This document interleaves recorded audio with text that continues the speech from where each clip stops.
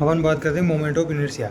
Different bodies का moment of inertia क्या होता है। रिंग के लिए बात करें, यही डायग्राम अपने डिस्क में भी काम आएंगे, रिंग में भी काम आएंगे। रिंग के लिए बात करें तो इस एक्सिस इसमें दी हुई है, ये वाली मेन एक्सिस है, ये इसकी पेरीफेरी की एक्सिस है परपेंडिकुलर टू बॉटम, और इस तरह से ये एक्सिस है। यहाँ पे रिंग के लिए एम आई, इसका M I M R square, इसका 2 mr², इसका mr²/2, इसका 3 mr²/2। डिस्क के लिए यहाँ पे इसका mr²/2, इसका 3 mr²/2, इसका mr²/4, इसका 5 mr²/4। रोड की बात करें तो रोड में ये 3 एक्सिस लेंगे, तो 3 I1 ये खुद ही रोड वाली जो एक्सिस है, रोड को एक्सिस के रूप में माने तो I1 0 होता है। I2 की बात करें, ये अगर रोड के मिड में से होगी तो वो I2 एक्सिस है, तो I2 एक्सिस में ml²/12 होता है। I3 एक्सिस यानी कि रोड के एक किनारे से, तो उसमें ml²/3 होता है। और I6 की बात करें तो उसमें mx² होता है।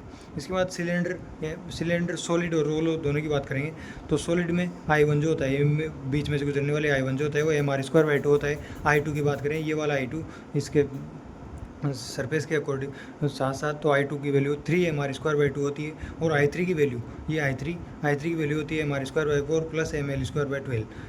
ये तो हो गया सॉलिड सिलेंडर के लिए। होलो सिलेंडर की बात करें तो होलो सिलेंडर यानी कि सॉलिड सिलेंडर तो डिस्क के समान कार्य करेगा, और होलो सिलेंडर रिंग के समान, यानी कि रिंग I1 जो होगा mr², I2 2 mr², I3 mr²/2 plus ml²/12। इस तरह से पता कर सकते हैं। इसके बाद स्पेयर की बात करें, सॉलिड स्पेयर, होलो स्पेयर। सॉलिड स्पेयर के लिए I1 यानी कि बीच वाली जो एक्सिस है वो हो जाएगी 2/5 mr², और I2 जो होता है 7/5 mr²। इस तरह से ये I2। होलो के लिए बात करें तो I1 हो जाएगी 2/3 mr², I2 हो जाएगी 5/3 mr²। और क्यूब के लिए बात करें तो क्यूब के लिए I होता है ma²/6, 6 से डिवाइड कर देंगे ma² को। इसके बाद रेक्टिलिनियर प्लेट की बात करें तो ये प्लेट है, इसमें I1 की बात करें, I1 कौन सी है, ये वाली I1 इसके परपेंडिकुलर, तो I1 = m/12 l² plus b²। I2 की बात करें, ये I2 यानी कि ये इसके बी के पैरेलल है, तो बी वाला फैक्टर नहीं आएगा, यानी कि ml²/12। I3 की बात करें तो एल के पैरेलल है, एल वाला फैक्टर नहीं आएगा, तो mb²/12। इसके बाद बात करें I4 की, I4 कौन सा है, ये वाला, इसके कोने से गुजरने वाला, उसमें हो जाएगा m/3 l² plus b²। For square replace b/l, यहाँ पे जो b आ रहा है उसमें l से रिप्लेस कर देंगे तो स्क्वायर का आ जाएगा। ये कौन के लिए, जो कि इतना इंपॉर्टेंट नहीं है, लेकिन ये फॉर्मूले याद कर सकते हैं कि सॉलिड और होलो कौन के लिए क्या होता है। ये I1 axis, I2 axis, I3 axis. I1 axis में 3/10 mr², I2 में m/10 3r²/2 h², और I3 3/5 mr²/4 प्लस h²। इसके बाद होलो के लिए बात करें, I1 = mr²/2, I3 = m/4 r² plus 2h। इस तरह से होता है। और अगर कुछ फॉर्मूले उनको देख लेते हैं। ये सरफेस टेंशन क्या होती है, F/L।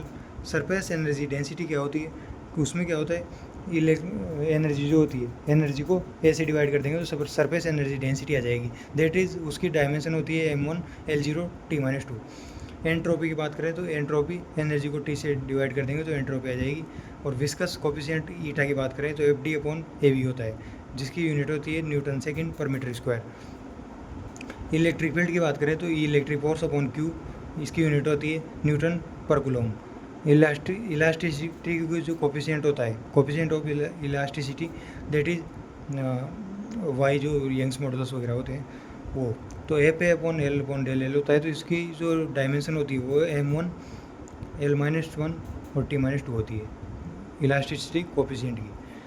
तो ये हो गया अपना जनरल चीज़ें। अब बात करते हैं सब एटॉमिक पार्टिकल्स के बारे में। एलिमेंट्री पार्टिकल्स या फिर सब एटॉमिक पार्टिकल्स, इनको दो भागों में बांटा गया है on the basis off spin. Spin के बेसिस पे दो भागों, एक तो बोसॉन्स होते हैं, एक होते हैं फर्मियंस। बोसॉन्स जो होते हैं वो स्पिन इंटीजर होता है, इनका स्पिन इंटीजर होता है बोसॉन का, और फर्मियंस का स्पिन जो होता है वो हाफ इंटीजर होता है।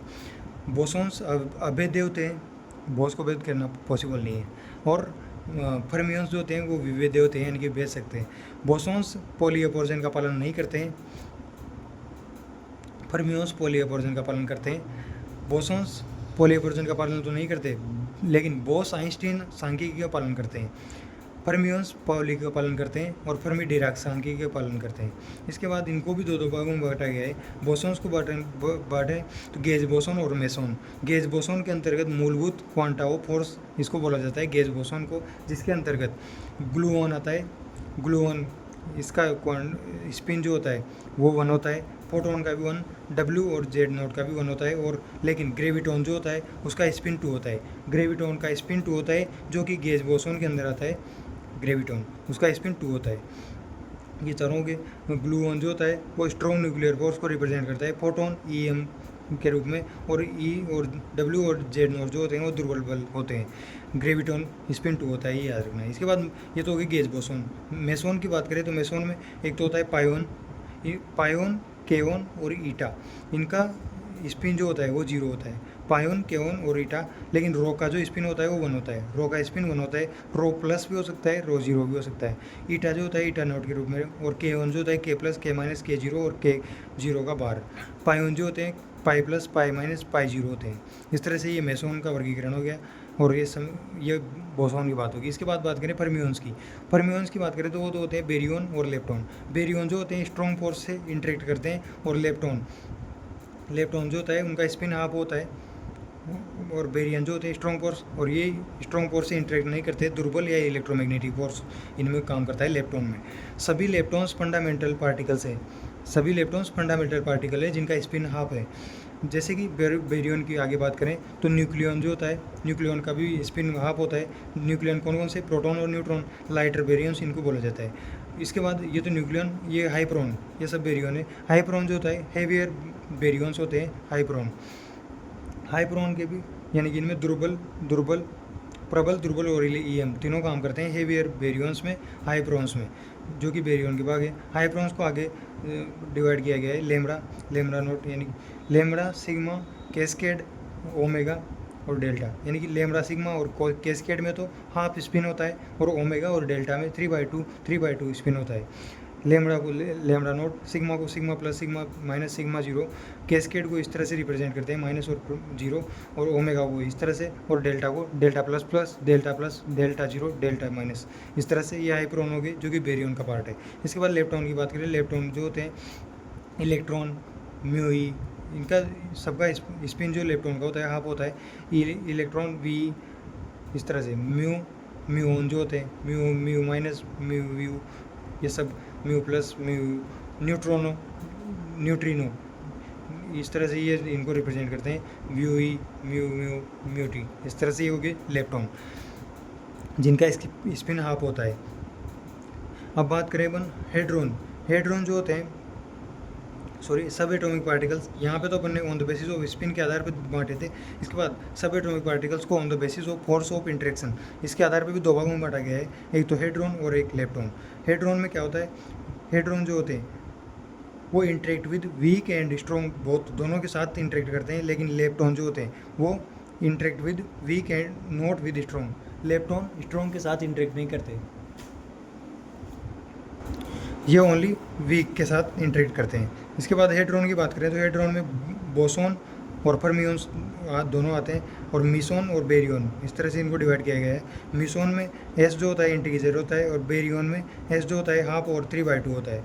इस तरह से बेरियन ही हो गया और मेसॉन ही हो गया। मेसॉन तो इंटीजर रहेगा, और ये हाफ, और ये हेड्रोन की क्वालिटी है। हेड्रोन में मेसॉन और बेरियन आते हैं, और हेड्रोन में बेसॉन और फर्मियन दोनों आते हैं, बोसॉन। इसके बाद लेप्टॉन में ओनली फर्मियंस आते हैं, जिसका स्पिन हाफ होता है। क्वार्क जो होता है इनका S = हाफ होता है। अब तक 6 प्रकार के क्वार्क खोजे गए हैं, म्यू, DS, CBT, ये सब लेप्टॉन के प्रकार है। इस तरह से लेप्टॉन हेड्रोन की भी अवधारणा क्लियर हो जाती है।